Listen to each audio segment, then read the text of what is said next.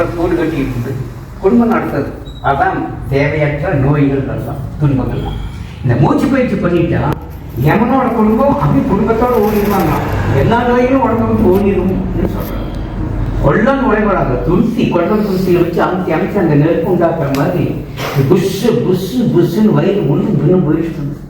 ஆனா இந்த பயிற்சியில உங்க வயிறே காணும். வாங்க பார்த்து அப்போ கொள்ளம் உழைவோட கொதிக்குதடி என் வயிறு நீள் என்று சொன்னாக்கள் நிலைநிறுத்தப்படுவதில்லை. நீங்க நின்று அப்படி நிறுத்தி வச்சுக்கோ, மூச்சே காணும்.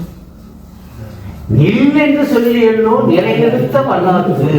யார் அந்த வல்லமை கொண்டவராக இருக்கிறாரோ அவர்களுக்கு கொள்வேன் என்று வந்த யமன் சும்மா ஆயுதத்தை தூக்கிட்டு வந்து கொண்டு போடுறன்னு வந்தவன் அவன் பார்த்ததும் குடும்பத்தோட குடியோட ஓடி போயிடுவாங்களாம். பண்ணுக்கு வந்துருங்க, அவன் யாரும் காட்ட பிடிச்சிட்டு இருக்கான், அது பெரும் ஆயுதம், அதை கொண்டு நம்மளை வீழ்த்திடுவான், வாங்க வாங்க ஒவ்வொரு நோயா உடம்பு விட்டு வெளியே ஓடிடும், எல்லாரும் ஒட்டு மொத்தமாக ஓடிடுவாங்கன்னு ரொம்ப நல்லா சொல்கிறேன். அழுகி அது மறுபடியும் வரும் ஒவ்வொரு மூச்சு ஓட்டமும் ஒவ்வொரு யோகம் பயிற்சியும் மிக உன்னதமானது, உயர்வானது. அதை அனுபவித்து செய்யணும், கடமைக்காக செய்யணும், அனுபவித்து செய்ய சொல்றது சரி. ஆனால் நீங்கள் யோக ஞானத்தில் மேன்மையான எடுத்துக்கிட்டீங்க, நாங்களும் உங்களோட புஸ்தகத்தை ஃபாலோ பண்ணி வரோம். ஆனால் எங்களை சுற்றி இருக்கிற புறாமே நாங்கள் அந்த யோகா, அதாவது இந்த சகஜ சமாதி இயல்பான நிலையில இருக்கலான்னு தப்பித்தவரி நினைச்சா கூட உடனே எங்களை கண்டம் பண்றதுக்கு என்ன வேலையோ அந்த வேலையை கங்கணம் கட்டி பார்க்கறாங்க. நமக்குள்ள இந்த யோகத்துக்குள்ள இருந்து ஒரு ஆனந்தமான வாழ்க்கை, அதை அப்படியே நீங்க அதை நினைக்கவே கூடாது. அவங்களால அவங்க மாறணும், அந்த வலிமை நீங்க உங்களுக்கு வரணும், அந்த எண்ணம் அவங்க எண்ணத்துக்கு தான் மதிப்பு கொடுக்குறீங்க, அந்த எண்ணத்தை மதிப்பு அது வரவே கூடாது நம்ம மனசுல. ஒன்னொன்னு என்னன்னா, எதுக்கு அந்த காலத்துல எல்லாம் காடு மலை வனம் வனவெல்லாம் ஓடுனாங்க, மரப்பந்துகளிலும் புகைகளையும் ஏன் ஓடுனாங்க?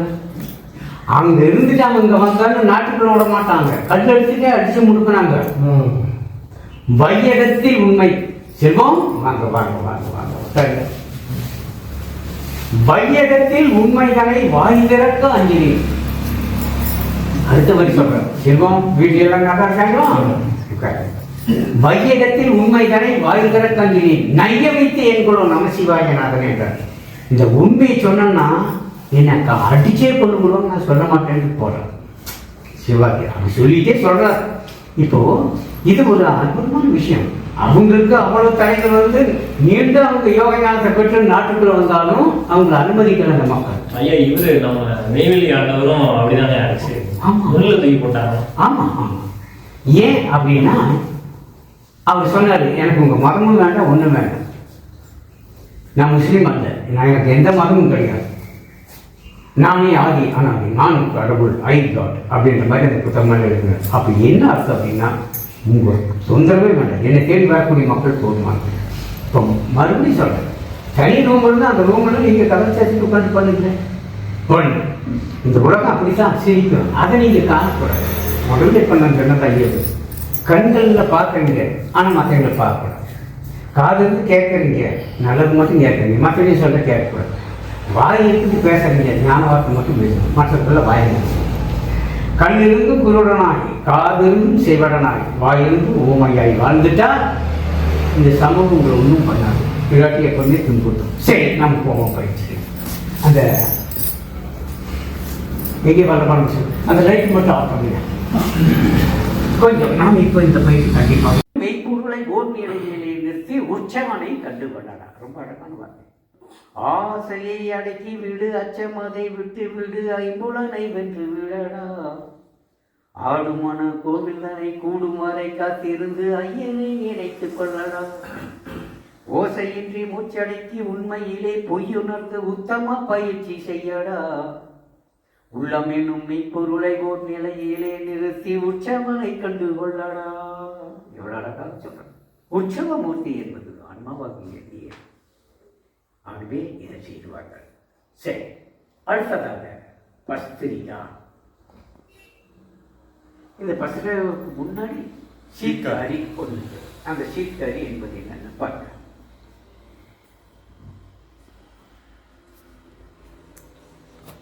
அப்படியே மூச்சை நிறைய எடுத்து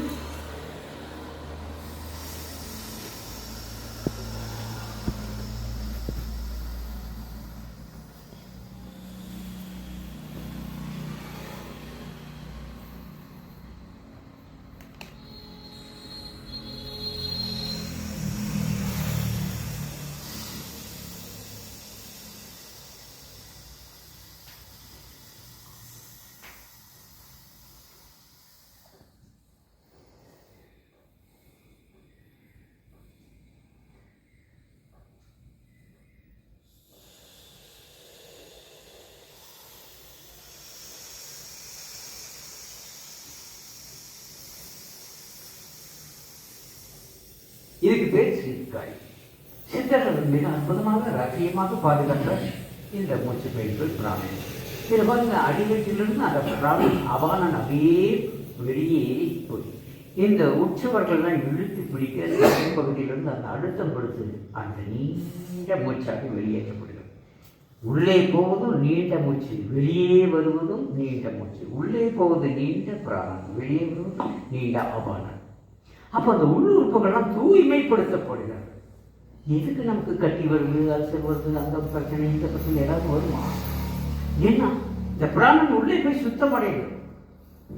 இந்த வீடு பூட்டியே கிடந்தா ஒரு மாதிரி ஸ்மெல் வரும். ஜன்னல் திறந்து விட்டு ஃபேனை போட்டு விட்டு பாருங்க, காற்று அடிக்கிற வேகத்தில் அந்த வாசமெல்லாம் போயிடும். அப்போ இப்போ என்ன வந்து வீடு படிச்சு இருக்கும் அல்லவா? அது மாதிரி இந்த வீடு உள்ளே அசுத்த நிறையாமல் அழகாக இருக்கணும் அல்லவா? செய்யணும் அல்லவா? இதை செய்து கொள்ளலை, சும்மா விளையாட்டு பொருளே நம்ம செய்துட்டு வரலாம். சரி, செய்து பார்க்கலாம். சீர்காழி இதுக்கெல்லாம் அழகான பேர் வைத்து இந்த முறைகளை அனுபவித்து எல்லாம் கையாண்டு ஏடுகளில் எழுதி வச்சுட்டு போயிட்டாங்க. இதை நாம இப்போ செய்கிற போது பாக்கியம் அல்லவா? இந்த யோகத்தை அந்த மகான்கள் நிறைவேற்கிறார்கள். அவர்கள் அனுபவங்கள் ஏனென்றால் இப்பொழுது நாம் சீடர்கள், அவர்கள் குருவாக இருக்கிறார்கள். இந்த யோகத்தை ஒருத்தர் செய்தாகும் போது சூட்சும நிலையில் அவர்கள் கவனிக்கும் போது நாம் பெற்ற அனுபவங்கள் ஆசீர்வாதம் பண்ணுகிறார்கள். இது எனது ஆசீர்வாதம் மட்டுமல்ல, அவர்களுடைய அருளாசியும் கூட. இப்போ என்ன நினைத்து ஒவ்வொரு பயிற்சி முறைகளும் ஏதோ ஒரு சித்தர், ஏதோ ஒரு ஞானி, ஏதோ ஒரு யோகி அவர்கள் வெளியிட்ட விஷயங்கள் தான் எனக்கு அந்த சூட்சுமத்தில் கிடைத்து உங்களுக்கு தான் கொடுக்கப்படுகிறது. இந்த பாடல்கள், இந்த ஞானம், யோகம் யாவும் என் வழியாக உங்களுக்குள் போதிக்கப்படுகிறது.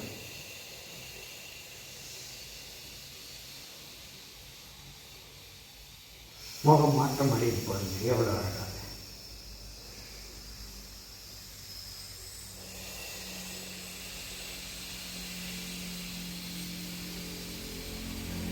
உடலை தூய்மையாக்குறோம். வெளியில இல்லை, உள்ளுக்குள் உள் தூய்மை, உள்ள தூய்மை. அப்போ இந்த கோஷங்கள் இல்லை, இந்த பயிற்சிகள் செய்ய செய்ய இந்த கோஷங்கள் அழிந்து அப்படி தன்னை போல விலகி காணாமல் மறைஞ்சு போயிடும். ஆன்மாவை சுற்றி இருக்கக்கூடிய நீங்க ரெண்டாவது என்ன, இந்த மார்பு விரிகிறது. உங்களுக்கு இந்த மார்பு விரியும் பொழுது நோய்கள் இறுதி மட்டும் இயல்பாக இயங்குது. மார்பு ஒட்டி போனால் தான் அதை போட்டு நசுக்கும் போது தான் அதுக்கு பிரச்சனை. செய்ய செய்ய இந்த மார்பு பாருங்க, இப்போ நிற்க பார்த்தீங்கன்னா வயிற்றுக்குள்ளே போயிட்டு மார்பு விரிவடைது. விரிவடையும் போது இதுலேருந்து இது வரைக்கும் உள்ள வெற்றிடம் உண்டாங்க. அந்த வெற்றிடங்கள் எழுதியம் நோய்கள் எல்லாமே சரியாக இயங்கியிருக்கிறாரு.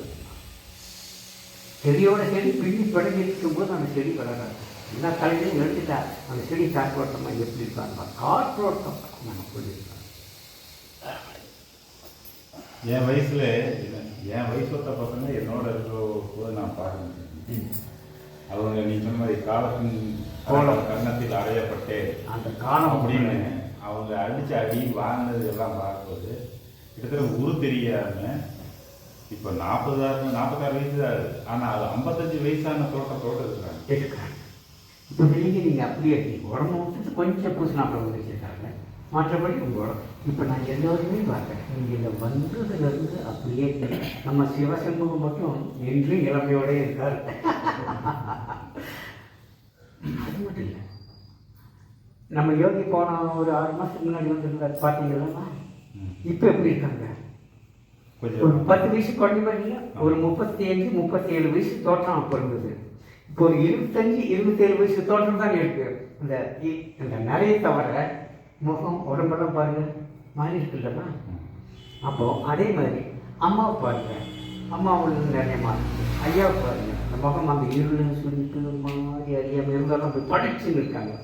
இப்போ நம்ம நிர்மலா அம்மாவை பாருங்க, ஏதாவது மாற்றம் தெரியுதா? ஒரு 10 வருஷத்துக்கு முன்னாடி 10 வருஷம் அப்படியே தான் இருக்கு. அப்படியே இருக்கு. அமைதியா இருக்கு. ஆமா ஆமா. என் வயசு சொன்னா நம்பவே மாட்டேன். ஆ. 54 வயசு ஆகுதுன்னா நம்பவே மாட்டேன். பாத்தீங்களா அந்த மாதிரி இளமையும் தெரியும். இளமையும் தெரியும். சரி, இப்போ இந்த பயிற்சி 3 கத்துக்கிட்டீங்க. நீ அடுத்ததாக இந்த பத்திரிக்கை இதை பண்ணிட்டு அடுத்த